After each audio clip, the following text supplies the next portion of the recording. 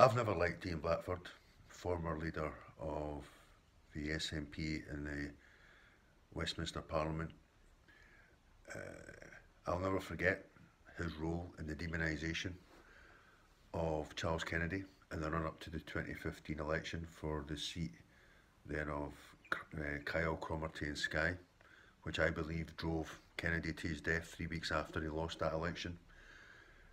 The hashtag Where's Charlie clearly was a euphemism, was an attempt to mither the man over his open problem and struggle with alcoholism. The abuse that Kennedy suffered during that election campaign was inordinate. He was called a quisling. He had abusive messages taped to his car, and even on the evening of his defeat when he got home, his bins had been emptied over the front of his house. Ian Blackford instigated all that. This fucking unhinged popinjay, this former Deutsche Bank merchant banker who presents himself as some sort of radical Scottish politician and Scottish patriot, I find him disgusting. If this is the best the SNP can throw up, then we are in trouble.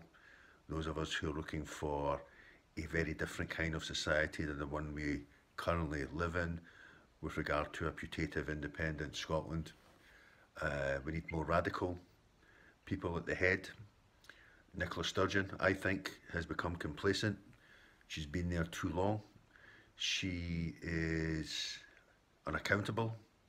She holds far too much power in her hands, and I do believe that if things don't change within the SNP, then the centre cannot hold. It's becoming like the Labour Party in as much as the tent is too big. You have avowed neoliberals alongside socialists. You have Atlanticists alongside those who believe in a multipolar world. You have supporters of NATO among those who are anti-war.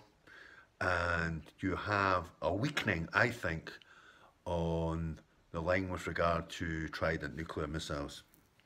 So Ian Blackford's rise to prominence in the SNP was on the back of the bones of Charles Kennedy, former Lib Dem leader and one of the finest and most decent men in politics, regardless of his position on the national question.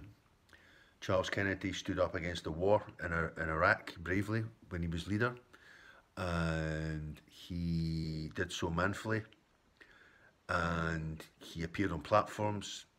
He was respected by most within the political class, and he was also beloved by his constituents right up towards the end. Obviously, the national question overtook every other issue in Scotland, and understandably so after 2014, and Charles Kennedy suffered because his radical wing of the party was superseded by the centrist wing of the party led by the vile Nick Clegg.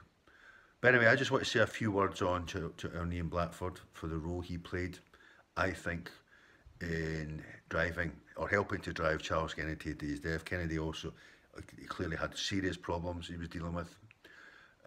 He just lost his parents, he'd lost an old friend, and there was lots. The guy was suffering a multitude of problems, all of them exacerbated by his struggle with alcohol. And the fact that the SNP would weaponise that in the run-up to the 2015 general election in the Highlands should never be forgotten or forgiven.